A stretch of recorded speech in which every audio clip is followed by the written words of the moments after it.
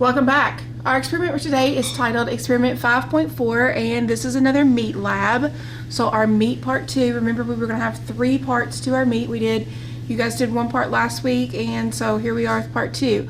Our objective for today is to explain how to choose the best cooking method for different cuts of meat and the equipment that we're going to be using. So we're going to have 2 pieces of identical tough cut meat, and then we're also going to have 2 pieces of identical tender cut meat. So for today we're going to be using a chuck, and so we're going to cut that in half and have 2 pieces of that, and we're also going to be using some of our ribeye just like we had used from last week, and so that's going to be our tender cut today. We're going to have our olive oil, water, 2 hot plates, which we're actually going to be using the stove top, pots, pans, paper plates, food thermometers, and aluminum foil. So our method for this lab is to fill the pot of water and place it on the hot plate on high heat. We've already done that, so we're actually preheating our water and getting that to a boil, because step 2 says, meanwhile, preheat the pan to the medium-high heat, which is above 140 degrees Celsius on a hot plate.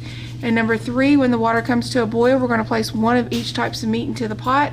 So we're going to actually have 1 of each type of meat in a pot of boiling water, and we're going to have 1 of each type of meat in our pan. And in this case, we're going to use our cast iron skillet, just as we did last week. Number 4, we're going to boil the samples for 20 minutes. And number 5, we're going to remove the cuts of meat from the pot. Number 6, we're going to place them on respective plates, and we have our plates labeled tender cut cooked with moist cooking method and tougher cut cooked with moist cooking method, so that we can make our observations there. We're going to cover those with aluminum foil. We're going to let them set for 15 minutes. So we'll get into our lab and we'll continue on with our method, and we'll compare and contrast our tougher and tender cuts of meat. So here are our lab materials. So here on our cling wrap, we've got a tender and tough cut piece of meat, and then also on our plate we have 1 piece of tender and tough cut piece of meat, and Mr. Kropp is preparing those to go onto the skillet. So he's putting a little oil on those, and he is also seasoning them with a little bit of a steak seasoning, so when they come off they'll be nice and tasty. He's got salt, pepper. It's just a Chicago. Our skillet is actually heating up, getting hot. Our pot of water is actually boiling. We have steam coming out of that. Just going to prepare this meat here before we put it on to cook. Once we put our 2 pieces, which are up front here, in the pot, we're going to set a timer that we have over here for 20 minutes, so that they're actually going to boil for 20 minutes. Alright. So here we are at the stove, and there's our pot in the back, the red one that's got our boiling water, and I don't know if you can see, I can see 1 piece of meat in there. So we've definitely got 2 pieces of meat, and here we're putting our tough and tender cut on our cast iron skillet as well. So we're going to cook these. Now, referring to your lab experiment, what's going to happen here, you'll notice you've got table 5.5. So we're going to be looking at the tender cut of meat grilled, which is our skillet, versus our boiled, and our tough cut grilled versus our boiled. And the terms that you're going to want to use when we start to make those observations are soft, hard, juicy, and dry.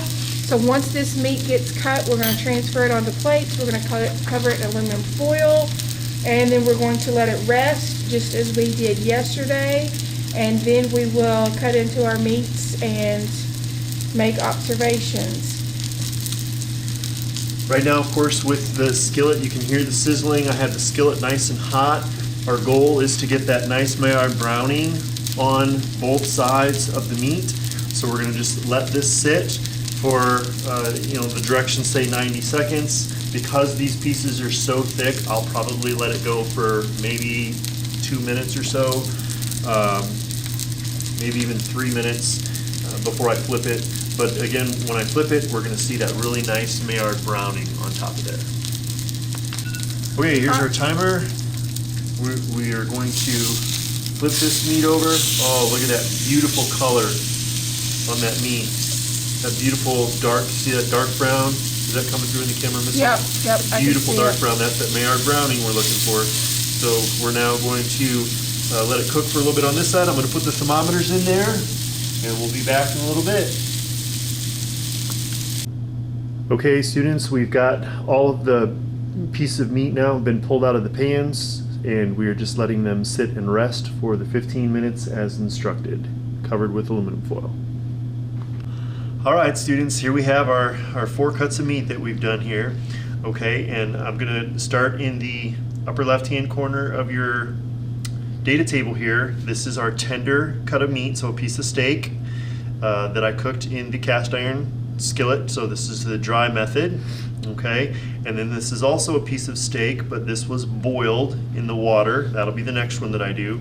And then we'll do, this is the roast, so the tougher cut of meat that was cooked in the cast iron, and then the roast that was boiled, okay? So here we are, let's start with the tender cut of meat, grilled, if you will, okay? So I want you to notice the texture of it, okay? I can push on it, and it's a little bit pliable there, right? You can see the juices coming out on this side. Spin it a little bit, you can see them coming out on this side as well. See the juices coming out? Oh yeah, you can see it on all the sides, okay? So that looks juicy, okay? And if I cut into it,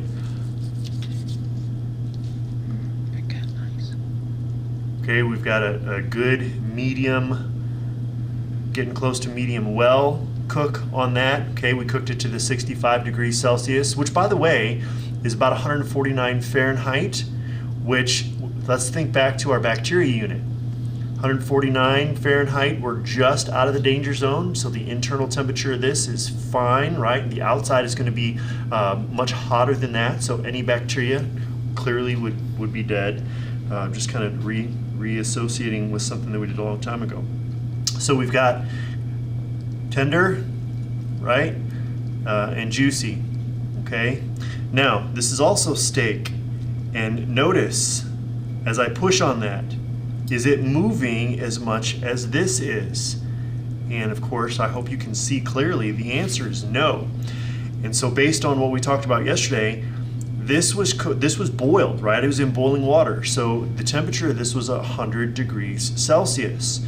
Well, at that temperature, remember that all of that myosin is constricting very, very fast. And so as I push on this, do you see any juices coming out of there? Again, the answer is no, right? Because at that temperature, when we brought that myosin up to that temperature, it shrank and it squeezed the water out of this meat. So is this moist? Do you see moisture coming out of this piece of meat? No. And notice the color of it on the inside. It's all brown. This is a well done piece of meat. We don't really have any Maillard going on the outside of it, right? Because it was in water. We didn't cook it with any dry heat. It was just boiled. So this is dry, and it's a tender cut of meat. This is steak. Both of these are steak, but not super soft. Okay. Over here we have. Can you see all those juices? Yeah. Over here we've got our roast. Okay. Look at this. All kinds of juice here. Okay, because we were at the lower temperature like this, and when we cut into that, now notice though when I push on it, of course I cut it a little bit here, so that's not helping. When I push on it, and it's kind of hard to cut through compared to these other ones. Okay, when I push on it, it's still somewhat pliable, but not nearly as pliable as this. I mean, this really moves. Okay, this not so much. So this is our roast. Got a pretty good cook on that. This is actually a little bit closer to the medium rare side. Okay, so it's a little bit, but notice I can't move that a whole lot. Okay, doesn't move a whole lot when I push down on it. So that's our tough cut that was grilled. Now here's our tough cut that was boiled, kind of going back to this idea again. When I push on that, doesn't move. I mean, look at the knife bending, but the meat is not moving very much at all. Do you see any juice coming out of there? Again, the answer is no. When I cut into that, again, it's coloration, just that kind of bland brown all the way through, showing us that that meat is cooked, well done in there. Very, very tough, very dry. This is a little bit more tender. I mean, this moves more than the roast does, okay? But still pretty dry and very tough. Pretty dry, kind of tough, very moist and very tender, very moist, kind of tough though. Okay? All right, so that will conclude experiment 5.4 meats part 2. So we will wrap up with experiment 5.5 meat part 3 tomorrow, and that's where you will also locate the analysis and conclusion questions for this lab.